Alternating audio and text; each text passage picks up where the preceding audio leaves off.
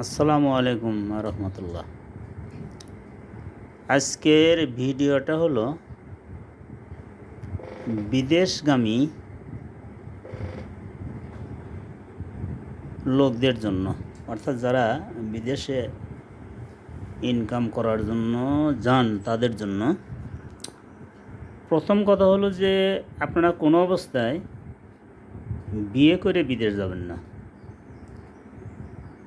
বিদেশ যাবেন বিয়ার আগে, কারণ বউ রেখে বিদেশ গেলে ফিরে এসে কিন্তু বউ পাওয়া যায় না। খুবই একটা লজ্জাস্কর ব্যাপার।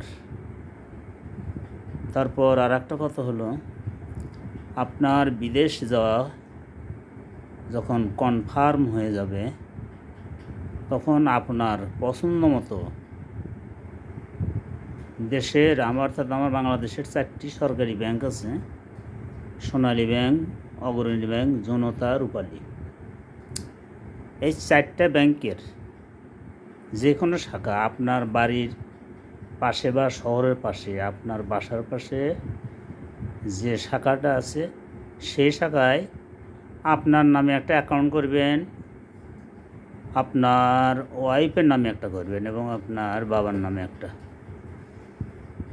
এবং সহি সালামতে বিদেশ যাওয়ার পর যদি কর্মসংস্থান হয়ে যায় তাহলে আপনার ওয়াইফের যে খরচটা, সে খরচটা আপনার ওয়াইফের অ্যাকাউন্টে দেবেন, আর সংসার চলার জন্য যে খরচটা সেটা আপনার বাবার নিকট দেবেন, আর বাদ বাকি টাকাটা আপনার অ্যাকাউন্টে পাঠাবেন।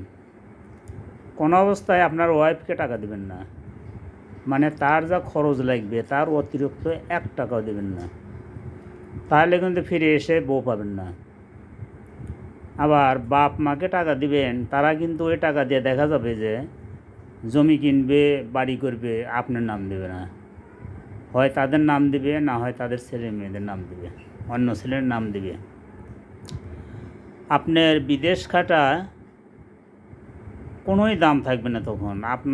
আপনি যখন দেশে আসবেন, দেশে এসে কিন্তু আপনাকে আত্মহত্যা ছাড়া কোনো পথ থাকবে না। তাই আমার একটা অনুরোধ থাকবে, আপনারা বিদেশ যাওয়ার আগে, অর্থাৎ বিয়ে করে বিদেশ যাবেন না। আর অ্যাকাউন্ট খুললে 3টা অ্যাকাউন্ট খুলবেন অথবা 2টা। 2টা হলো আপনার নামে একটা, আপনার বাপ মার নামে একটা, এবং আপনার আব্বা আম্মাকে বলবেন যে আমার ওয়াইফকে, বা যদি বউ রেখে যদি যান আর কি, আমার ওয়াইফকে এই টাকাটা দিবে আর কি, মানে হাত খরচ। সে যেন কোনো অবস্থায়, টাকা কিন্তু খুবই খারাপ। টাকা এই পৃথিবীতে যত আবিষ্কার হয়েছে এ পর্যন্ত, সেই আবিষ্কারের ভিতরে লোক অর্থ এ পর্যন্ত সবার উপরে আছে। এর চেয়ে বড় আবিষ্কার আর এ পর্যন্ত হয়নি। এ মোবাইল বলেন, যত ইন্টারনেট, যতই কিছু বলেন, টাকাই হলো সবচেয়ে বড় অর্থ, অর্থাৎ যে দেশে যে কারেন্সি। কাজে এই টাকা হলো সব অনর্থের মূল। আবার এই টাকাই হলো সভ্যতার মাপকাঠি।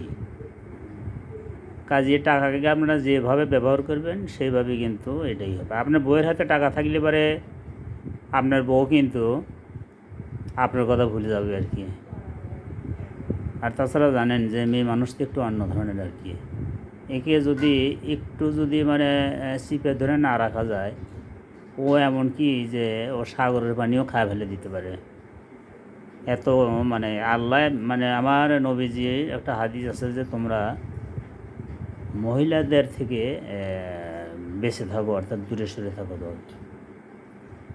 এবং আমরা যারা বেহেশতে অবস্থান করছিলাম, শয়তান কিন্তু আদমকে ভুলাইতে পারেনি, হাওয়াকে ভুলাইছিল আর কি। যার কারণে আল্লাহ তাআলা আদম হাওয়াকে ক্ষমা করছে ঠিক, কিন্তু বলছে যে তোমাদের ক্ষমা করলাম ঠিক, কিন্তু তোমাদের পৃথিবীতে নেমে যেতে হবে একটা নির্দিষ্ট সময়ের জন্য। যেমন একটা সূরা আছে সূরা আসর, ওয়াল আসরে ইন্নাল ইনসানা লাফি খুসরিন ইন্নাল্লাযীনা আমানুস সালিহাতি ওয়া তাওয়াসাউ বিল হক ওয়া তাওয়াসাউ বিস সাবর। এই সূরার যদি মানে আমরা করতে যাই, একদিনও বলে শেষ করা যাবে না। এত তাৎপর্য এই সূরার আর কি।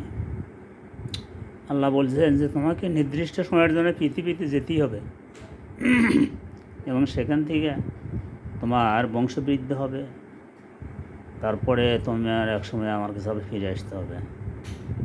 কাজে আপনারা সাবধান। এই যে ফেসবুক খুললে পরে এখন সত্য হোক মিথ্যা হোক দেখা যাচ্ছে যে প্রবাসীর ওয়াইফ এই অমকের সাথে চলে গেছে, ওই ভাগ্নের সাথে প্রেম করছে, ভাইস্তের সাথে প্রেম করছে, মানে মান সম্মান কিন্তু তারা রাখে না। বেশি কিছু বলতে চাই না, যারা বিদেশ থাকেন তারা মন খারাপ করবেন। আসসালামু আলাইকুম রহমতুল্লাহ।